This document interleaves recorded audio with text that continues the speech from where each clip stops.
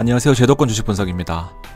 최근에 시장이 고점에서 저항받으면서 슈드와 제피 같은 종목들은 감히 반려 ETF다라는 생각까지 듭니다. 중요한 포인트 중에서 제약 바이오 섹터가 있거든요. 오늘 그 부분에 대해서 편안하게 인사이트를 전해드릴 테니까 여러분들도 부담 없이 봐주시면 좋겠습니다. 슈드의 차트 먼저 보겠습니다. 우리 12월 그리고 1월 중순까지 힘들었던 때가 있었습니다. 계속해서 상승할 것처럼만 보이던 슈드가 12월 초부터 시작해서 가파르게 하락하는 모습을 보였습니다. 이 당시에 제가 강조드렸던 포인트가 뭐냐면은 오히려 싸게 살 수 있는 포인트, 그러면서 이 RSI 상대적인 심리 지수를 여러분들께 소개를 시켜드렸습니다. 사람들이 막 팔고 싶을 때 내가 진짜 팔아야 되는 시점이 맞는지를 보면은 투매가 나오는 시점이었다라는 거죠. 그래서 RSI가 일정 수준 아래로 떨어지면은 사람들이 다 팔고 싶어 할 때는 굳이 팔 필요가 없다라는 거죠. 거짓말처럼 그때부터 반등을 했고요. 자, 어느덧 다시 과열 국면까지 올라온 그런 모습을 보여주고 있습니다.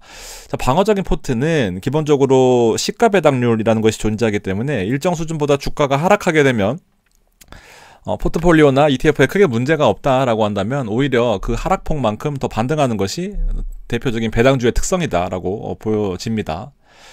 자, 제가 하나 정말 충격적인 사실인데요. 오늘 카페에 보면 이제 저 따라서 포트폴리오를 구축하신 분들이 진짜 많거든요. 그래서 제가 XLV라고 지난번에 IAK라고 설명드린 적이 있습니다. 잘 가지고 있냐고 메일을 받았거든요. 지금 카페에는 대부분 제 포트폴리오나 아니면 슈드 제피를 따라오신다는 분들이 이제서야 좀 많이 생기고 있는 그런 과정인데, 자 보세요. 제가 이제 1년 동안 ETF를 설명드린 다음에 최근에 포트폴리오, 그리고 작년 하반기부터는 제 책 쓴 내용들 중에서 포트폴리오를 같이 공유를 해드렸었는데, 자, 이때 1월에 산불이 발생했었습니다. 1월 7일부터 31일까지 계속되었었고, 일단 1월 7일부터 산불 발생한 것들 여러분들 다 알고 계실 거예요. 근데 제가 이때 어떤 말씀을 드렸냐면은 이걸 했었습니다. 1월 둘째 주에 ETF의 주간 수익률에 막 시장이 막 빠졌었으니까 이제 우리가 잘못한 게 아니다. 대부분 섹터들이 약세인데 어떡하겠느냐 하면서 포인트를 제가 가져왔던 게 어떤 거냐면은 에너지 쪽은 상승하고 있는데 대부분 다 하락했었던 이런 국면들을 가지고 왔었습니다.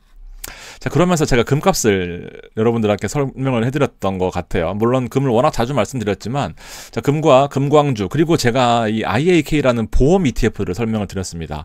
이때 이 미래셋에서 리서치센터에서 인사이트를 줬던 게 뭐냐면, 앞선 요 차트는 하나증권에서 나온 섹터들이 전반적으로 약세였던 거고, 산불 때문에 아주 재미난 포인트였던 거죠. 실제로 산불이 처음 발생하게 되면 하락폭이 커지게 됩니다. 특별히 또 보험업종 같은 경우에는 이제 보험에 대한 수가도 올라갈 거고 여러 가지 손해배상을 해줘야 되는 그런 부분들이 있잖아요. 자, 그렇지만 한 달이 지나고 나면 요 보세요. 15% 빠졌던 것이 12%가 오르고요. 여기도 마찬가지입니다. 한 7% 빠졌었는데 한 5% 오르고요. 다 대부분 한 달 뒤에 반등했다라는 아주 중요한 인사이트가 있었습니다. 저도 충격적이라서 보통은 우리가 보험업종 ETF는 잘 안 하거든요. 그렇지만 슈드포트에는 보험업종이 또 필수란 말이죠. 이때 소개시켜드렸던 게 GLD, 골드와 IAK였습니다. 그러니까 IAK도 앞서 보셨던 것처럼 저런 데이터를 가지고 여기까지 끌어오는 게 이제 저의 영향력인 것 같아요. 248이었고요. 이때 121이었습니다. 그러면서 이제 보시면 블랙록에서 운영하는 가장 대중화된 보험 ETF였거든요. 인슈어런스 ETF. 248, 121인데 와, 많이 올랐죠. 그러니까 되게 신기한 겁니다. 이게 보면 실제로 한 달 정도 지난 시점이니까 가격 차이가 10% 넘게 오르면서 고점 부근을 형성하는 게 골드 ETF입니다. 그러니까 우리나라에서 에이스 KRX 금현물 ETF가 존재하는 것처럼 전 세계적으로 금 ETF는 GLD라는 ETF가 있거든요. 근데 우리나라 ETF가 아무래도 편하고 좀 친근하고 이러다 보니까 금값이 급등하면서 괴리율이 많이 벌어졌어서 GLD로 많이 넘어갔던 부분들이 또 계시는데, 이 IAK 같은 것도 제가 뭐 편하게 얘기했지만 이거 잘 들고 있는지를 여쭤보셔서 제가 깜짝 놀랐습니다. 그러니까 저도 좀 중요하게 생각하는 것들에 대해서는 좀 신중하게 말씀을 드려야겠다라고 생각을 하고 있습니다. 그래서 이때 이런 것까지 준비를 했었네요. 실제로 안정적으로 움직였던 것이다.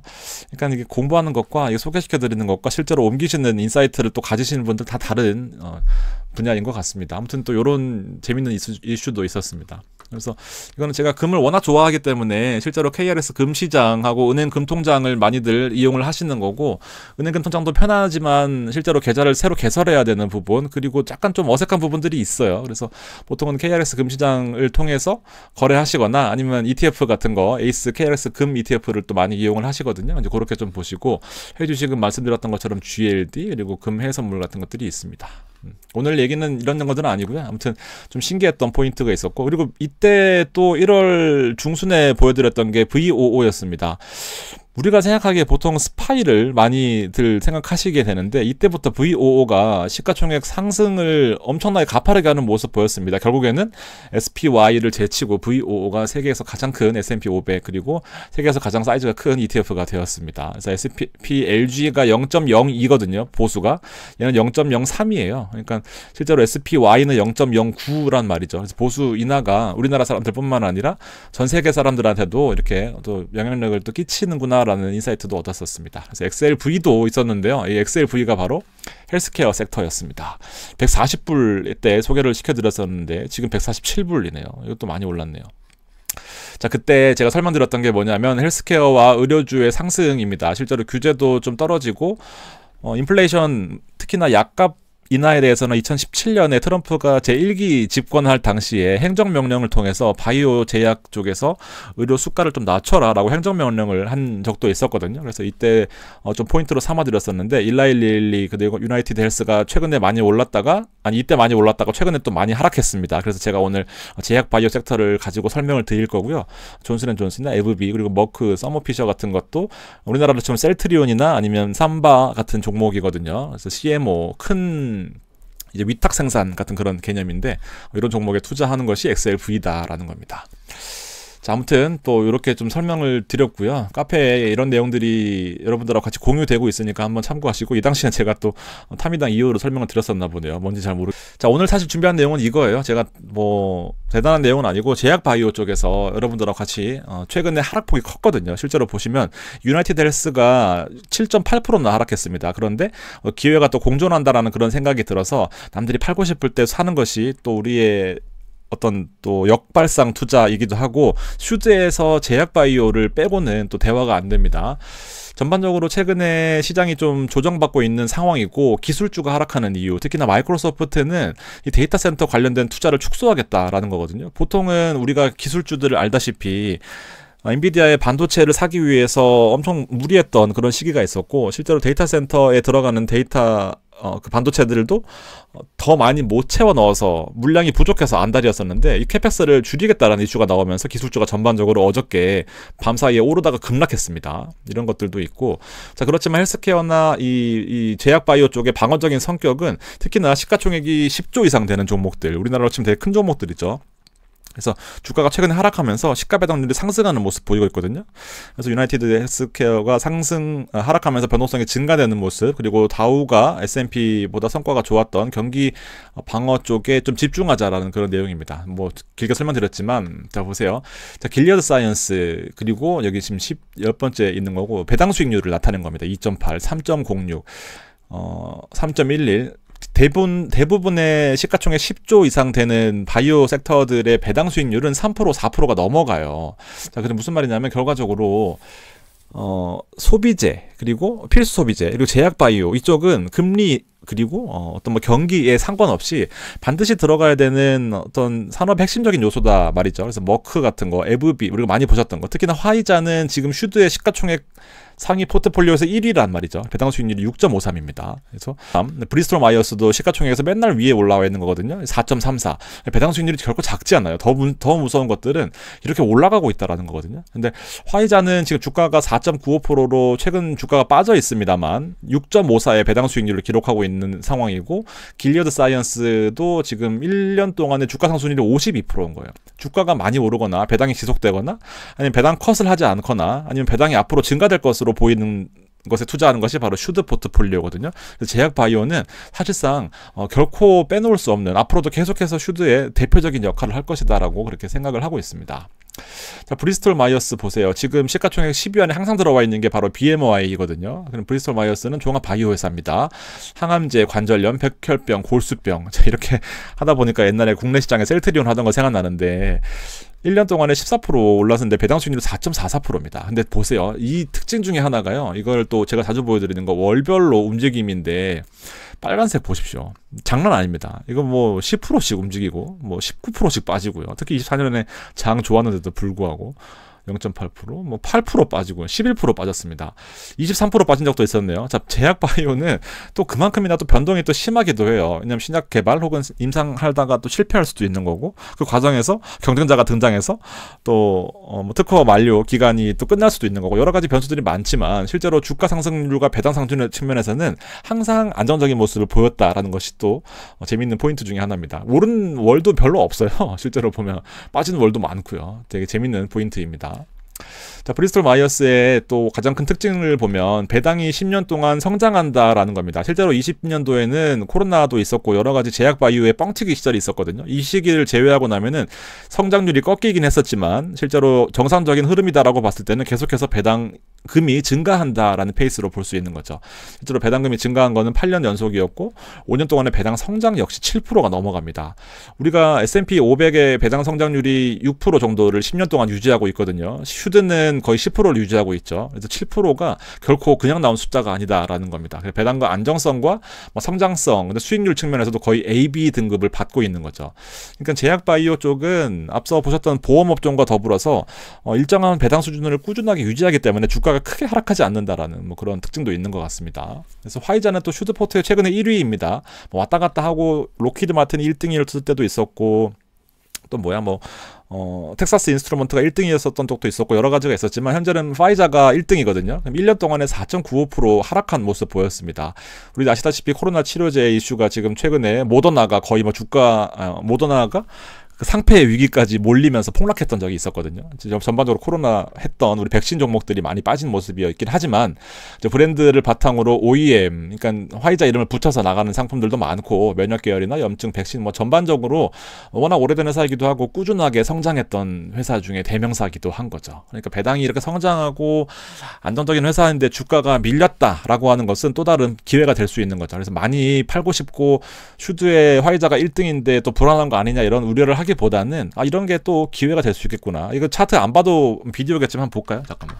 지금 차트 보신 것처럼 여기 보면 이렇습니다. 이거 팔고 싶으신가요? 남들 다 팔 때 같이 팔고 싶으신가요? 이거는 바닥이다라는 신호로 볼 수 있습니다. 그때부터 25불에서 26불, 6.6불, 7불까지 반등하는 그런 모습이었네요. 이렇게 좀 보시면 될 것 같습니다. 자, 어쨌든 반려 ETF라고 하는 것은 뭐 어떤 힘들거나 지치거나 뭐 밉기도 하고 뭐 때리고 싶기도 하고 여러 가지 상황 속에서 계속 같이 가야 되는 거잖아요. 그럼 이제 선택하시는 거죠. 자, 여러분들은 마이크로소프트 같은 거 1년 동안에 빅테크가 그렇게 많이 올랐음에도 불구하고 거의 1.5% 상승이네요. 의외죠. 그러면 테슬라 같은 경우에도 그 미친 변동성을 겪어내면서 결국에는 300불을 다시 회복한 모습이고요. 5년 동안 무려 494%나 올랐던 우리 테슬라.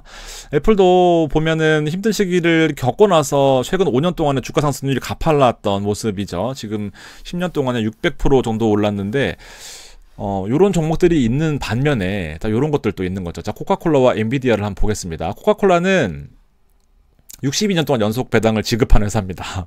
무섭지 않나요? 62년 동안 정석적으로 배당을 지급했던 성장의 코카콜라. 그냥 꾸준히 오르는 거예요. 꾸준히. 이때 코로나 때 한번 빼고는 꾸준히 상승하는 거죠. 배당 2.8%씩 주면서 배당금이 매번 성장하지만 주가도 같이 오르기 때문에 사실 배당 수익률 자체는 뭐 크게 우리가 눈에 띄지는 않지만 계속 가격이 오르니까 시가 배당률 측면에서는 같이 오르는 거죠. 그러니까 계속 오르는 겁니다. 이런 종목이 대표적으로 우리 배당주 포트폴리오에 항상 들어가 있는 게 바로 코카콜라인 거죠.